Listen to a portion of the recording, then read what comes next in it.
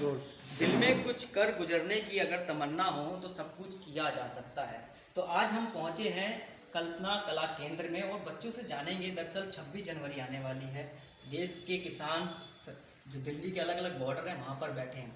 तो आज हम एक ऐसे ग्रुप जो डांस सिखाने की, कला सिखाने की एक कार्य जो आप कह सकते हैं क्लासेस दी जाती हैं वो यहाँ पर दी जा रही हैं।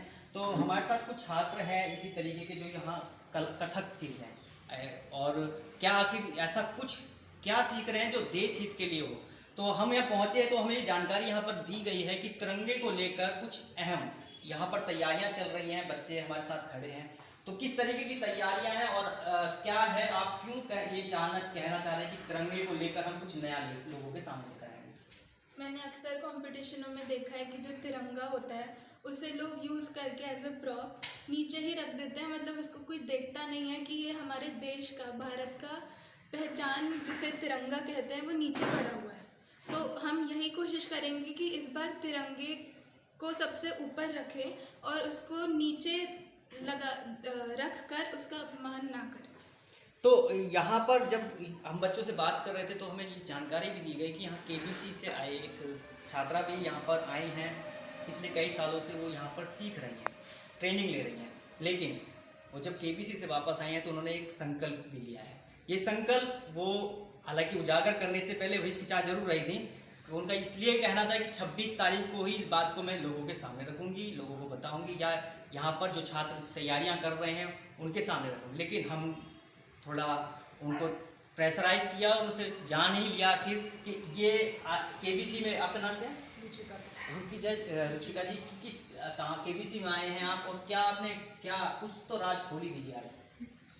कल्पना कला केंद्र से मेरा संबंध पिछले काफ़ी वर्षों से रहा है। मेरी छोटी बहन है जो यहाँ पे भरतनाट्यम सीख रही है और मेरे भी प्लान्स हैं आगे कि मैं यहाँ पे कथक की क्लासेस स्टार्ट करूँ। मैम मुझे बहुत टाइम से कह रही थी कि आपको भी डांस स्टार्ट करना चाहिए, तो इस साल मैंने सोचा है कि मैं ज्वाइन करूँगी। केबीसी के बाद मुझे लगने लगा कि कुछ भी पॉसिबल है तो अब डांस भी पॉसिबल है। और मेरा मन में हमेशा था कि किसी बच्चे के लिए ऐसा करना है जो शायद वो अपने आप से ना कर सके। तो अब मैं अपनी बहन के साथ साथ एक और बच्ची का मैम के स्कूल में डांस क्लासेस को स्पॉन्सर करने का प्लान लेके आई हूँ। एंड आई रियली वांट कि कोई बच्चा अपनी मनोकामनाओं को पूरा कर सके। देखिए, ये संकल्प होता है, ये देश हित की भावना है और हम अक्सर देखते हैं कि जो छात्र हैं वो देश हित की बात करते हैं और यहाँ से आप बहुत कुछ सीख सकते हैं। यहाँ आप देखेंगे कि कितने सालों से बच्चे मेहनत कर रहे हैं। कुछ और बच्चे से बात करेंगे दरअसल, क्योंकि काफ़ी समय से ये जानकारी हमारे पास आ रही थी कि यहाँ पर ऐसे छात्र हैं जो पैसा दे नहीं सकते हैं, कम उनके पास पैसा है, हालांकि हो सकता है आर्थिक स्थिति ठीक ना हो, उसको लेकर भी यहाँ पर उसका बेफिक्र होकर ये संस्थान काम कर रहा है। तो आप जब यहाँ आप आए थे तो आपने क्या सुना था, कैसे आप यहाँ पर आए? मैं यहाँ पे एक नेट के थ्रू आई थी, जब पता चला कि कल्पना कला केंद्र एक NGO है जहाँ पे बच्चों को भरतनाट्यम और बहुत सारे स्टाइल्स सिखाए जाते हैं। तो मैंने अपने पेरेंट्स से बात करी, लेकिन मेरे पेरेंट्स अफोर्ड नहीं कर पा रहे थे। जो एक्स्ट्रा फीस और जो भी एक्स्ट्रा था वो अफोर्ड नहीं कर पा रहे थे। इसीलिए जब हमने मैम से बात करी, कल्पना मैम से बात करी, तो उन्होंने हमारी बहुत ही हेल्प करी और मुझे फ्री में सिखाया ताकि मैं कुछ बन सकूं। और मेहनत करके मैं आज यहाँ तक आई हूँ और I can tell that I am a very good Bharatanatyam dancer. तो देखिए, यही एक जज्बा होता है, जब गुरु अच्छा हो ना तो सब कुछ आप पॉजिटिविटी वहाँ से गेन कर सकते हैं, वहाँ से ले सकते हैं। और हमारे साथ कल्पना जी जुड़ गई हैं। देखिए, कल्पना जी से बात करना इसलिए अहम हो जाता है क्योंकि वो इस विषय में अच्छे से जानकारी दे सकते हैं कि जो बच्चे यहाँ आने वाले 26 तारीख को इस कार्यक्रम में भाग लेंगे, इस जो कार्यक्रम यहाँ होने जाना है। कल्पना कला केंद्र वैसे तो बहुत पुराना है, 1977 से कलकत्ता में ये आरंभ हुआ था, शुरू हुआ था, पर वो कमर्शियल स्कूल था। अब कल्पना कला केंद्र जो नया यहाँ पर है, जो 2009 से खुल करके 2013 में NGO बन गया। यहाँ पर हमारे बच्चे जो हैं वो फ्री में डांस सीखते हैं, म्यूज़िक सीखते हैं, पर्सनालिटी डेवलपमेंट सीखते हैं, कंप्यूटर सीखते हैं, इंग्लिश स्पीकिंग सीखते हैं जो मुझसे, और बहुत सारे स्टाइल्स हैं हमारे पास, Bharatanatyam, Kathak, contemporary, hip hop, Bollywood. ये सब कुछ सीखते हुए तभी मन में आया कि जब मैं डांस कॉम्पिटिशन्स में जाती थी एज अ जज, तो देखती थी कि बच्चे जो हैं बिल्कुल बहुत बेइज्जती करते थे, एक तरह से देखा जाए तो हमारे राष्ट्रीय ध्वज की। तो उस समय दिमाग में आया कि बच्चों को सिखाना ही पड़ेगा, बताना ही पड़ेगा हमारे ध्वज के बारे में। और नृत्य जब मेरा माध्यम है तो मैं नृत्य के माध्यम से ही उनको समझाना चाहती हूँ आजकल की जनरेशन को कि ये ध्वज जो है ये इज़्ज़त के लायक है, मान के लायक है, हमारी पहचान है। आप कहीं भी दुनिया में चले जाएंगे, बाहर जा कर के इंडिया के नाम से लोग बाग रो पड़ते हैं। तो मैं तो खैर इंडिया बोलती नहीं हूँ, मैं भारत ही बोलती हूँ।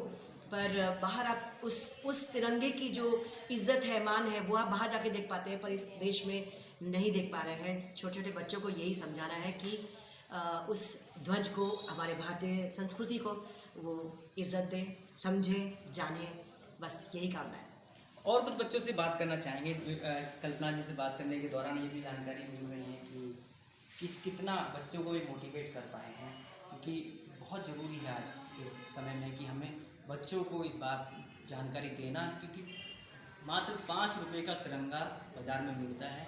एक दिन उसको लोग संभाल के रखते हैं, अगले दिन वो कहाँ होता है आपको, हमको और इन सब बच्चों को पता है। तो आप क्या सोचते हैं कि मैडम ने अब तक आपको क्या कहा है कि किस चीज़ का विशेष ध्यान देना है, और 26 जनवरी के मद्देनजर आपने किस तरीके से?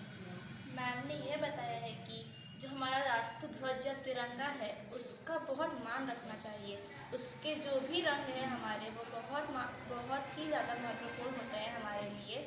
और जो आजकल होता है 26 जनवरी में लोग खरीद लेते हैं तिरंगा सिर्फ 5 रुपये का, उसको छोटे छोटे बच्चे खेल के फिर फेंक देते हैं।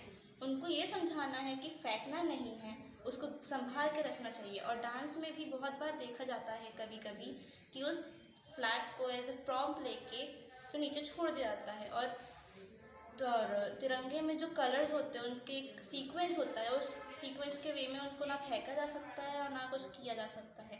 इसलिए उसका मान रख के हमें वही समझाना है इस बार कि कितना महत्वपूर्ण है हमारे लिए हमारा ये तिरंगा।